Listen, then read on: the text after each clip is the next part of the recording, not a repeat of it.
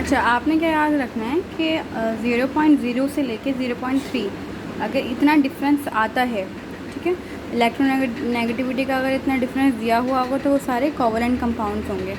और जितना ज़्यादा डिफरेंस होता है इलेक्ट्रोनेगेटिविटी का किसके दरमियान, उन दोनों एटम्स के दरमियान जो कि बॉन्ड बना रहे हैं, ठीक है, जितना ज़्यादा जो है डिफरेंस होता है इलेक्ट्रोनेगेटिविटी का, उतना ही ज़्यादा जो कंपाउंड होता है वो पोलर होता है। मतलब उतना ही ज़्यादा क्या होगा, स्ट्रॉन्ग कंपाउंड बनेगा, उतना ही ज़्यादा पोलर कंपाउंड बनता है, ठीक है।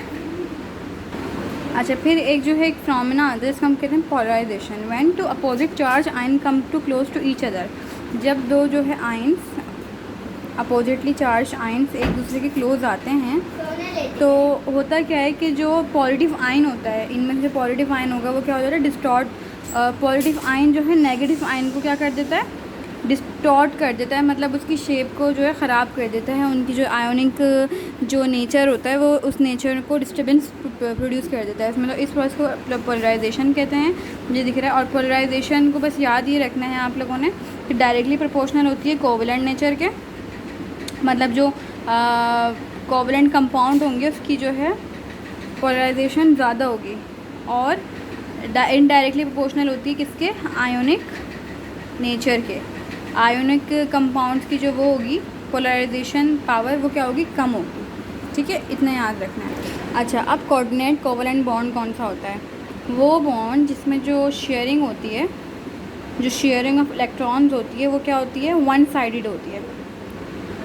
मतलब कि कोई एक एटम होगा, कोई एक एटम क्या कर रहा होगा, जो शेयरिंग कर रहा होगा वो कोई एक एटम कर रहा होगा, और जो दूसरा एटम होगा वो सिर्फ उस शेयर पेड को ले रहा होगा, वो खुद से कोई कंट्रीब्यूशन नहीं करेगा उसमें। फॉर एग्जांपल NH3 जिसको हम अमोनिया कहते हैं, और अगर मैं मिला दूँ इसमें हाइड्रोजन पॉजिटिव आयन तो हमारे पास क्या बन जाता है, ये बन जाता है NH4।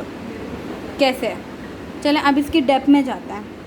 अगर मैं अमोनिया का स्ट्रक्चर बनाऊं, जो नाइट्रोजन होता है अमोनिया का, उसके पास उसकी वैलेंसी कितनी है, 5।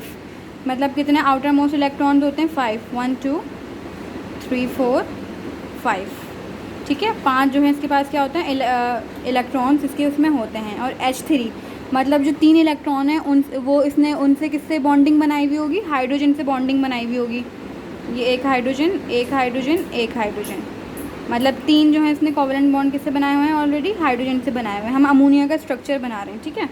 और अभी इसके पास क्या जो है बाकी बचता है, एक पेयर इसके पास बाकी बच रहा है जिसने कोई बॉन्डिंग अभी तक की ही नहीं है इस पूरे कंपाउंड में।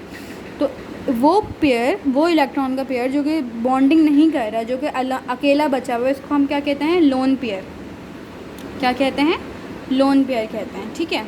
अब इसके साथ अगर मैं बना देती हूँ, इस मिला देती हूँ हाइड्रोजन पॉजिटिव आयन जिसके पास कोई इलेक्ट्रॉन होता ही नहीं है, ठीक है। तो अब इसकी जो पास क्या है, 2 इलेक्ट्रॉन इसके पास प्रोड्यूस है, मतलब इसके पास 2 इलेक्ट्रॉन जो है ऑलरेडी मौजूद हैं, जिसको हम लोन पेयर कहते हैं, जो कि ये दे सकता है कि इसको हाइड्रोजन को दे सकता है ताकि वो क्या बना ले, अपना जो है आउटर मोस्ट इलेक्ट्रॉन शेल, जो इसमें 2 या 8 इलेक्ट्रॉन चाहिए होते हैं, तो ताकि वो उसको कंप्लीट कर ले, 2 इलेक्ट्रॉन उसके पास होते हैं, ठीक है।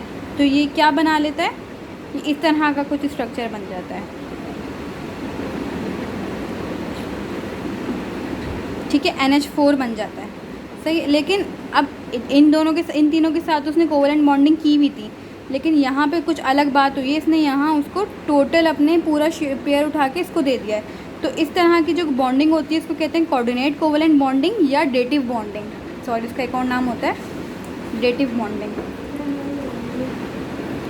Dative bonding.